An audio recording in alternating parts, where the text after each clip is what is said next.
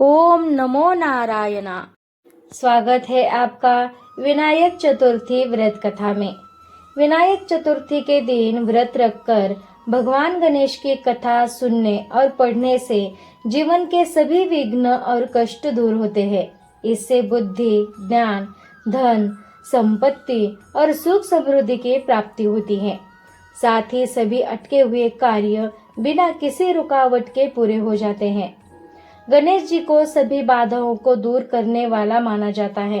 कथा सुनने से उनके आशीर्वाद की प्राप्ति होती है।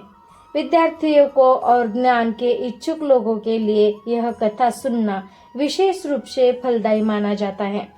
पौराणिक मान्यताओं के अनुसार जो व्यक्ति सच्चे मन से यह व्रत कथा सुनता है, उसके घर से आर्थिक संकट और दरिद्रता दूर हो जाती है। इस कथा के स्मरण मात्र से भक्तों के समस्त सांसारिक दुख मिट जाते हैं और उनकी हर मनोकामना पूरी होती है।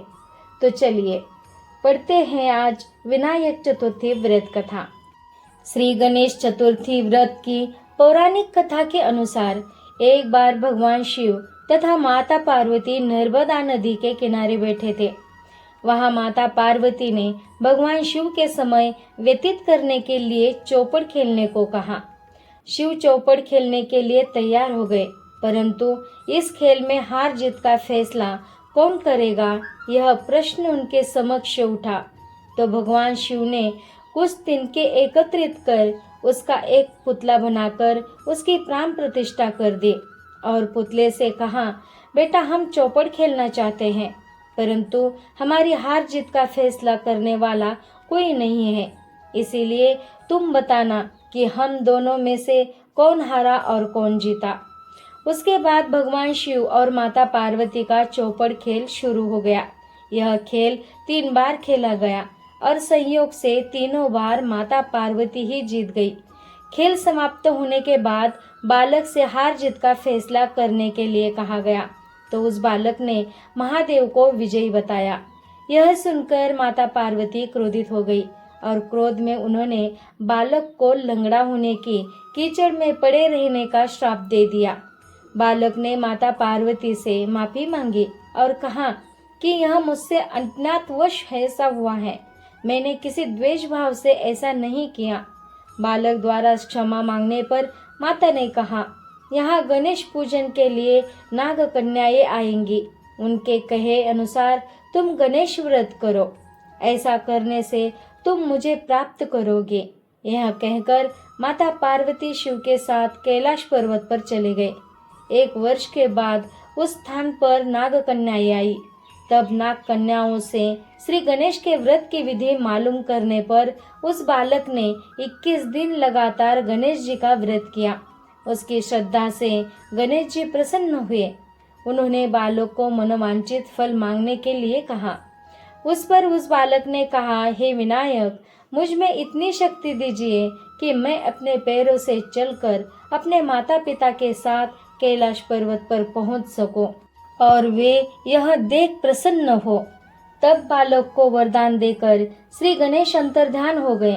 इसके बाद वह बालक कैलाश पर्वत पर पहुंच गया और कैलाश पर्वत पर पहुंचने की अपनी कथा उसने भगवान शिव को सुनाई।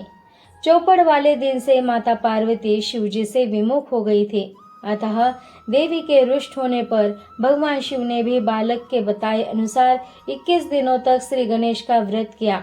इस व्रत के प्रभाव से माता पार्वती के मन से भगवान शिव के लिए जो नाराजगी थी वह समाप्त हो गई। तब यह व्रत विधि भगवान शंकर ने माता पार्वती को बताई। यह सुनकर माता पार्वती के मन में भी अपने पुत्र कार्तिकेय से मिलने की इच्छा जागृत हुई। तब माता पार्वती ने भी 21 दिन तक श्री गणेश का व्रत किया तथा दूर्वा, फूल और लड्डुओं से गणेश जी का पूजन अर्चन किया। व्रत के 21वें दिन कार्तिकेय स्वयं माता पार्वती जी से मिलने आ गए।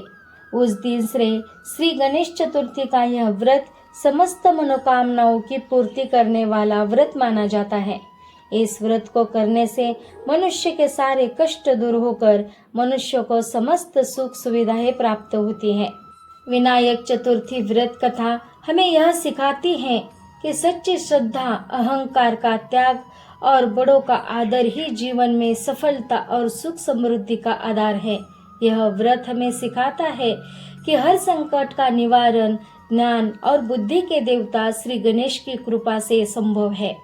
कथाओं में दर्शाया गया है कि चाहे देवी देवता हो या सामान्य मनुष्य, सभी के जीवन में कभी न कभी बाधाएं आती है। प्रथम पूज्य गणेश जी की पूजा करने से वे सभी संकटों का नाश करते हैं और बिगड़े हुए काम बना देते हैं। कुछ कथाओं में माता पार्वती और अन्य पात्रों को द्वारा अनजाने में हुई भूल और फिर क्षमा मांगने का प्रसंग है, जो हमें सिखाता है कि गलती का एहसास होने पर क्षमा मांगना और प्रायश्चित करना महानता है। तो आज के लिए इतना ही। हरे शरणम। ओम नमो नारायण।